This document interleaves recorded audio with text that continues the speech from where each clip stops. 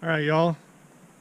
Today's review is on American Tactical Omni Hybrid polymer lower rifle in a box. Bought this a little while back. I've probably put, I don't know, 400 or 500 rounds through it. And not a bad rifle. You know, for the price, right out of the box, it's a decent rifle from my experience. By no means am I a gun expert. That's part of the idea of all of my reviews. I'm just your average guy. I'm not somebody that's going out and doing some extreme stuff. How does it hold up for me? How does it hold up for the average guy just going out and using it? I bought this to be a coyote gun. And of course, no sooner do I buy it than the coyote all disappear up here. There's a couple different places I could go. That and between weather and work, I haven't had much of a chance to get out, but that's all changing right now. So we'll be getting some dogs with this one. But I got a couple of things that I want to talk about in particular on these Omni hybrids. We're going to go over a few things when I can have it laid out on the bench and take a look at stuff. First off, I'll talk about just a couple of things really quick. First off is the pins that hold the trigger in place. Because this is no more than a plastic, the little set screws that they include with it were stripped out when I got it. At least 2 out of the 4 were stripped out. I've since put in a different pin set. Not happy with that. That's irrelevant. The other thing I did, the other main upgrade I did with this was I put in a drop-in trigger. I put in a Davidson Defense 3-pound trigger. The trigger that comes with this, in my mind, is just garbage. It's a polymer hammer. I had a number of different misfires right off the bat. Don't know if it was the polymer hammer or just breaking the gun in or what, because this was a brand new gun. It had not been fired when I got it. So we're going to take a look at a couple of different things, like I said, on the bench. The other upgrade I made to this is I put on a really cheap red dot. Saw a review on this red dot from another guy. I'll find that. I'll put a link to his review in there. Guy takes his gun to a car and beats this frickin' red dot to death and keeps firing. I'm actually amazed he abused his gun like that. You know, could have taken the red dot off and thrown it up in the air. Anyway, I've been real happy with it. It's a cheapo, you know, it's a $22, $24 red dot sight. I can't complain. I've got it dialed in to where I want it. So, as far as the ATI, the American Tactical, decent gun. Decent gun. I can't complain. It's been pretty accurate for me, what I've been shooting at. But, you know, my next step is to go out and put it to use the way I intended it for, and that's get coyote. So, stick around, watch the bench part of this review, and thanks for watching my videos. Be sure to give me a thumbs up, hit that subscribe button if you haven't done that yet, and hit the notification bell right next to the subscribe button. Let you know when my new videos are out. All right, thanks you guys. Have a great day. All right, sportsmen, time to do the bench review on this American Tactical Omni Hybrid Polymer Lower AR-15. I got this gun. It had the quad rail on it. It had, you know, the American Tactical gas block is on here.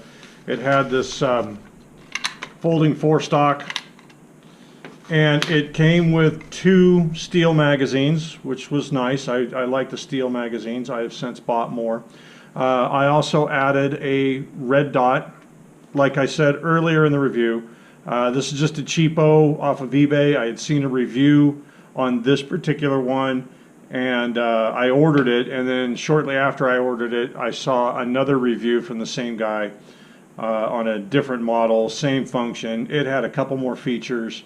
The price that he quoted it was inaccurate because it's about $10 more than what he was saying. Anyway, put that on there, and I've also put on a Davidson Defense drop-in 3-pound trigger. But let's review what this gun originally was, and here, let's open this up. First off, the pins that hold the upper to the lower, they're not accessible by hand on this side of the gun. So I just use a little tool to push them out.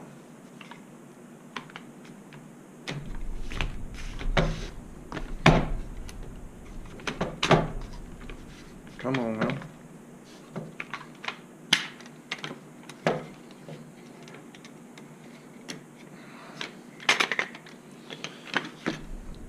So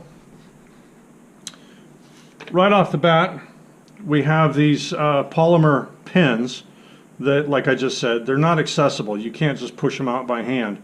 I don't care for these. I really don't. They're just a plastic.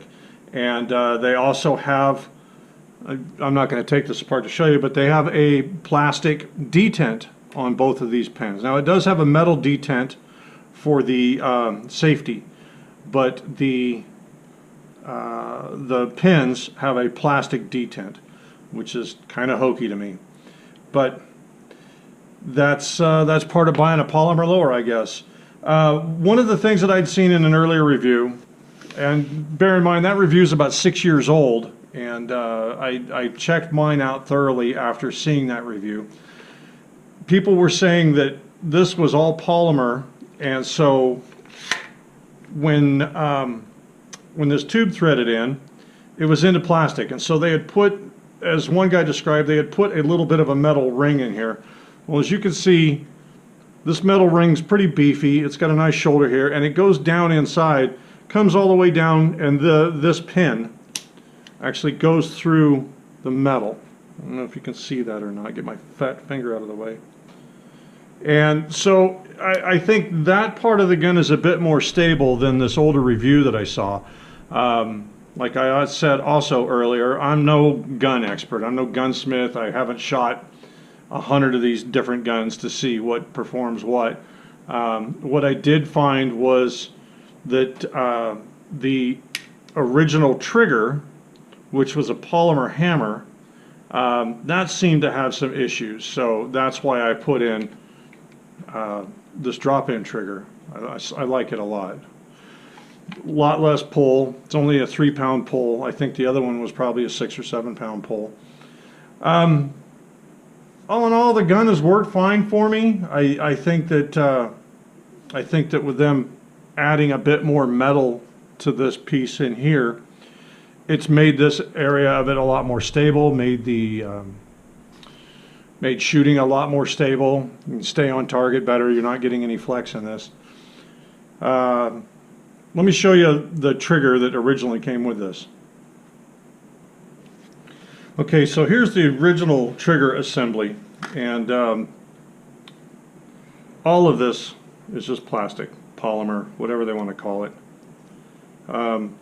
That just seems like a really cheap way to do things to me. I know the idea is to make the gun very affordable, and if you want to upgrade it, you can obviously put in some nice upgrades on this gun. And for anybody buying this, I highly recommend that you do.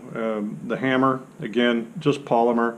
I had several misfires right in the beginning. I could see marks on the primer from the round being chambered, but rounds that I had to eject because they didn't fire didn't have any more of an indent in the primer than the normal chambering of it. So I don't know if it was this hammer caused this problem or if it was just a new gun. I'm not exactly certain on that, but yeah, a plastic trigger, garbage.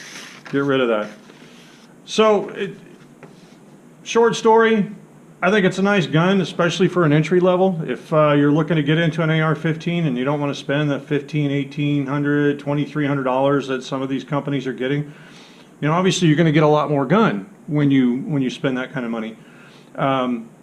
These guns list for, I believe, around $450 to $550. on some sites. You can probably find them for around that price. The bottom line is by the time you get this gun in your hand and do all this stuff, it's going to cost you around $700, which is about where I was at in it originally. I had a few other things that were added on to it, so I can't complain. And, you know, to get started, it's a great gun. It's going to work for you. It's going to fire. It's going to give you the experience of having an AR-15. This particular one is chambered in 223 or 5.56 NATO, so it'll fire anything. That was one of the things that was really important to me in looking for one. Upgrade the trigger. Upgrade the pins. Upgrade the pins for the trigger. That, I think I mentioned that earlier in the review. The pins that were in this, they go in, and then there's a set screw that goes in on this side, on both of them, and a set screw that goes in on this side. Now, two of these were stripped right out of the box. I went to take those screws out to pull the trigger out, and they just spun. I actually had to push them out. I don't think anybody had messed with this gun whatsoever before I got a hold of it, so I don't know. It may have been an accident from somebody putting it together. But, you know, we're talking about a plastic gun. There's some parts that just shouldn't be plastic. These pins, you need to replace them. The detents, you need to replace them. The trigger, you need to replace it. But all in all, still not a bad price for, you know, a decent gun. Anyway, thanks for watching. Give me a thumbs up. Hope you enjoyed this review. And let's go hunting.